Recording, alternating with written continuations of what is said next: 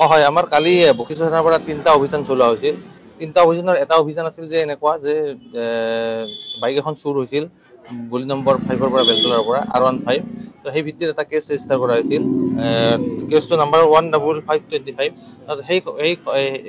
সেই বাইকখন আমি উইদিন 24 আৱাৰ্ছৰ ভিতৰত ৰিকভাৰী কৰিলোঁ আৰু তেওঁ জড়িত মানুহ দুজন আব্দুল হুছেইন হাউলি আৰু এজন শ্বাহ আলম ধুবুৰীৰ আমি এৰেষ্ট কৰোঁ। আৰু কালি আৰু এটা হয় যে আমাৰ এটা কেছ চলি আছিল আপোনাৰ বাগলাৰী কেছ মানে ঘৰ চুৰি ফ্লেটত এটা চুৰি হৈছিল। এইটো কেছটো তদন্ত চলি আছিল। আমি অলৰেডি কিছুমান বস্তু ৰিকভাৰী কৰিছিলোঁ আৰু ৰিমেইনিং পাৰ্ট কিছুমান ৰিকভাৰী কৰিব আছিল আৰু সেই ঘটনাটোত জড়িত আমি অলৰেডি দুজনক ফৰাদ কৰিছিলোঁ আৰু তেওঁলোকৰ লগত আৰু জড়িত আছিল। তাৰে যিটো মাষ্টাৰ প্ৰাইম একিউজ সেইটো কালি ধৰা হ'ল। তাৰ নাম হ'ল বাদশা মিয়া। তাক এতিয়া আমি সোধ-পোছ কৰি আছোঁ আৰু বাকী ৰিমেইনিং পাৰ্টখিনি উদ্ধাৰ কৰাব লাগি আছোঁ।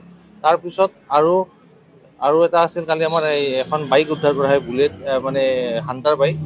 তাৰ নাম্বাৰটো হ'ল আপোনাৰ AS01F V6115। এইখন বাইকখন যোৱাকালি আমি বেহৰবাৰীৰ পৰা উদ্ধাৰ কৰোঁ আৰু এই বাইকখন চুৰি হৈছিল বৰখাপাৰা ফটাছিল থানাৰ অন্তৰ্গত 13 তাৰিখে ৰাতি। হাণ্টাৰখন পোৱা নাই, কিন্তু R15 লগত দুজন চুৰ ধৰিছোঁ আৰু এই যে বাগলাৰী কেছটো মানে ফ্লেটত যিটো চুৰ হৈছিল তাৰে অলৰেডি এৰেষ্ট কৰা আছে আৰু এই কেছটোৰ প্ৰাইম একিউজ পলাই আছিল। কালিতো ধৰিলোঁ আৰু বাকী ৰিমেইনিং পাৰ্টটোৰ উদ্ধাৰৰ কাৰণে আমি লাগি আছোঁ।